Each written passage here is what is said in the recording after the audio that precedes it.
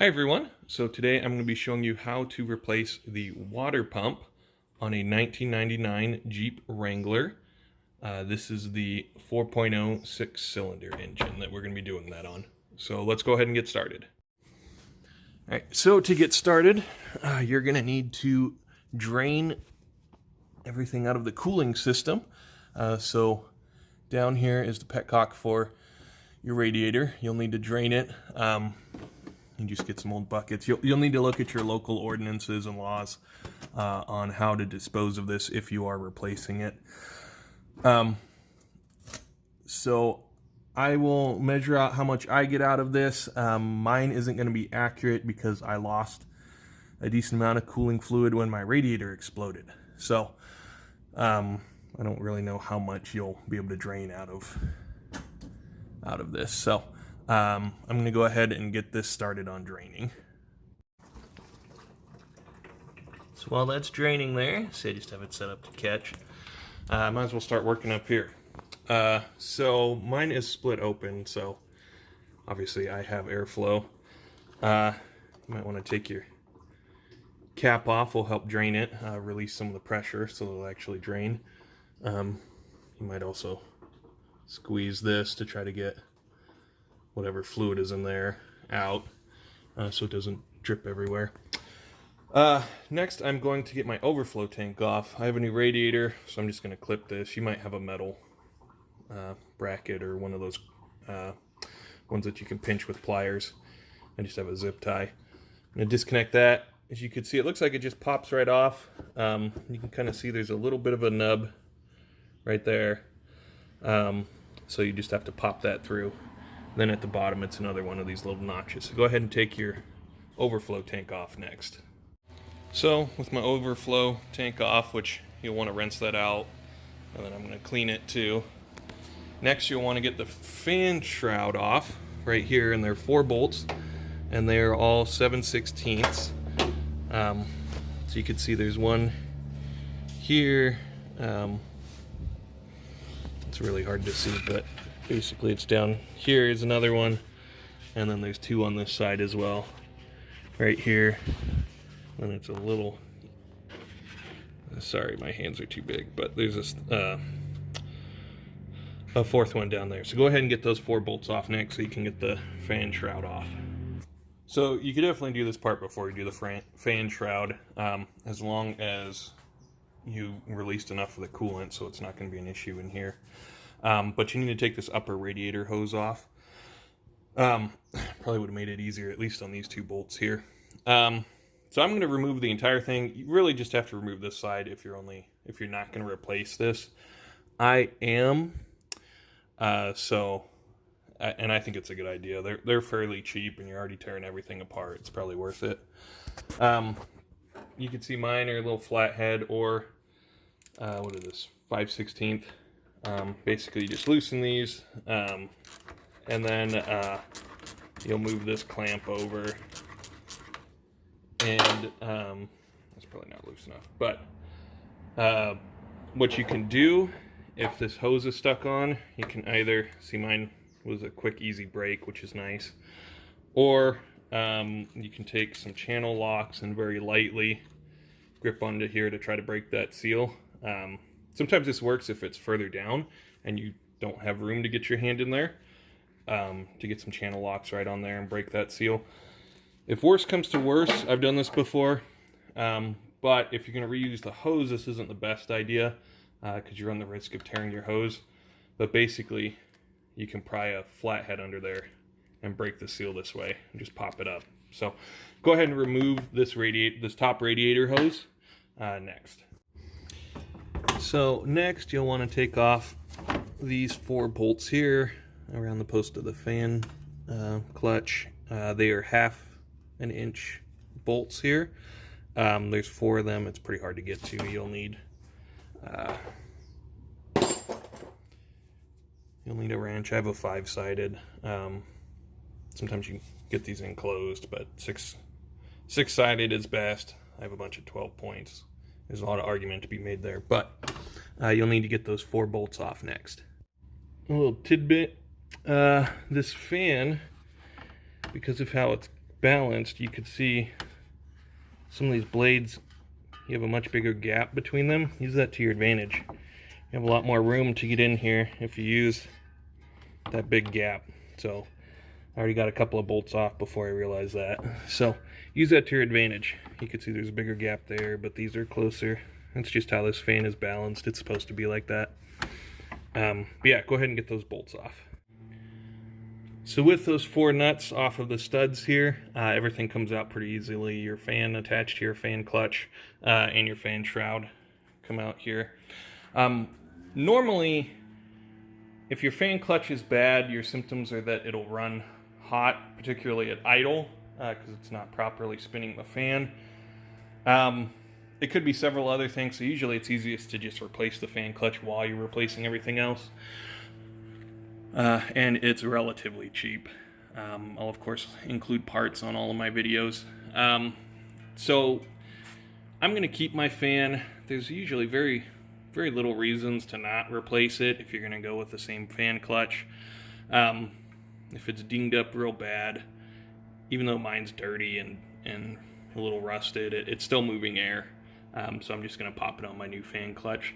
So you can see there's 4 1/2-inch bolts that need to be removed, and then move this onto your fan clutch.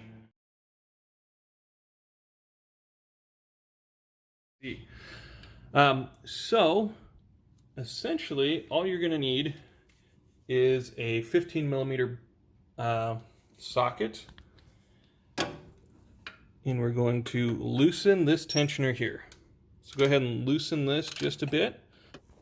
So with this one bolt here loosened, there's a bolt right here. You can weave through here. If you have a shorter, I guess you don't need the extension. You can have it down here. However, I have a lot more room. You might not have as much room with everything in place. You're going to go ahead and loosen it and see. I can already see, I did it a little bit off camera. You can see that's a lot looser there. I'm going to loosen it even more. But essentially what it is, you can see through the back here, is you have this bar here that connects onto that bolt on the tensioner. And as you loosen it, it moves the bolt further down, giving you a lot more play. So go ahead and loosen that off, enough on that tensioner so that you can get your belt off. So with that loosened off, it's real easy to pop this around there. Basically just pop it off the tensioner and you can unwind everything. At this point you can inspect it. Mine is a relatively new one. I am not replacing mine. I have to get it off for the water pump. Alright, so you can take the bell housing off of the water pump right here. It just comes right off. It's not attached. It's for the belt. Get your new water pump. Make sure it matches. Everything looks right. And you will start undoing the bolts. Well, you probably start with this upper pipe here. I got a replacement for that because as you can see that looks pretty rusted and corroded. I didn't want to reuse it. So remove the water or the heater core line right there so that this will come off, and then start undoing these bolts. Interestingly enough, this pulley tensioner right here, these 2 bolts are 9/16, and the other ones are all 1/2. So the other nice thing is you can see on your new one exactly how many you have.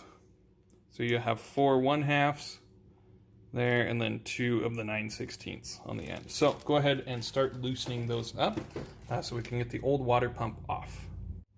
So I just, for simplicity's sake, took all the bolts, put them onto the new one exactly where I pulled them off. It seemed like these 3 were the same length. This one is a little bit longer, which makes sense because it has this little bit of gap here. So this one was a long one. Other 3 seem to be the same length, and the same with these 2 seem to be the same length. So with all those bolts off, just pop your water pump off. Unfortunately, it doesn't come off unless you take this extra one off. It was an 11/16 inch to take this pulley wheel off. It's because that pipe to the heater core blocks away. So with that off, pops right off. This looks way better. They did a way better job on this gasket. So you can see the little weeping hole. That might have been why you need to replace it. I'm just replacing it because I had to tear pretty much everything else off anyways. I'm going to take a vacuum and vacuum up. I can see little bits are getting in there. So with that out of the way, we need to clean this up and put a gasket on and put the new one on. So I strongly recommend one of these little scrapers. You can see it's just a razor blade on there. It's a soft enough blade that you can scrape everything off of there. As you can see, you really should put a rag or something to block stuff from going in. I got some junk in there, so I'm going to use a shop vac and vacuum all this up. So you need to clean off that old gasket as best as you can, and then you can just feel with your finger and make sure that it's flat. If you feel any bumps, you need to go through and clean it some more. So, and then I'm going to do one last acetone wipe down there. So the water pump that I bought, everyone kept recommending this gasket. I'll link it. It doesn't look much different from the one that came with the water pump. So, I don't know. I don't know that it's really necessary. Either way, it's not rubber. It's kind of this paper material. So I'm going to use this little gasket thing, just a small little bead. You don't want to put too much, as you saw on the thermostat housing. You do not want too much in there. It gunked it all up. Somebody put way too much. So just a little bit with these gaskets. The other thing is that this water pump, you could see the studs for the fan are not on it. So I'm going to show you real quick how I'm going to remove them from the old one to put onto there. So what I did to put this new stud on here is I took the fan bolts, obviously they're 1/2 inch if you remember, and basically I have one here, and then I have a socket on here, and I'm tightening the top one down so that these are two snug together. You can see they don't touch on there. And then once those two are snug, you'll just take this and you'll loosen it out. You can hold here. I saw some people take something here to kind of lock it in place. It gets harder as you have more, as you remove more than when you're down to your last one. So you'll lock it in like that.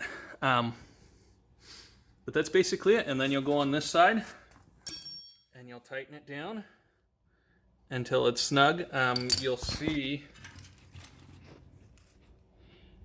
when you take it out, you'll see kind of in the center there, obviously it's not supposed to go past that. There's really no threading past there. So, sorry, it's not focusing. There's no threading there. So, and then you'll just hold that bottom one in place and loosen the top one, and then do it again for the next 3. So, go ahead and move all 4 of those studs over to your new water pump. Alright, so I put some of that gasket sealant on the back, put that gasket on. I'm replacing this. You could reuse it. Mine was pretty rusted and gross. You really got to crank that on pretty hard. Try not to be yanking on where I'm holding here for that, because there's bearings in there and you don't want to ruin them as you put this in. So go ahead and pop this into place and start cranking everything back down on it. So now I have all of these, all 6 bolts are hand tight. Don't forget to reattach your heater core up top there. Put that hose back on. Here are all the specifications. I have the 4.0. That's what I've been working on and showing you. So you can see the water pump attachment bolts are 9 to 18 foot-pounds. That's pretty easy to do on a just with a hand ratchet. That's you kind of felt when you took that off how tight it was. But I'm probably still going to use a torque wrench just to make sure that I get it right. I don't want to strip these and over tighten them and have issues. So anyways, installation of everything else is going to be the reverse, putting everything back together. If you've gotten this far, you probably know how to fill it with coolant and basically burp it out. You fill it with coolant, let it run until the thermostat opens, allows all of the water to mix through the radiator. You probably want to flush out anything that's left in there, again, following your local codes. And then over the next week, essentially you want to watch the overflow tank and see if it sucks coolant back up, pop open the radiator cap, and see if it needs coolant added. So be sure to do that 50-50. Let's see if we can find the coolant capacity for you.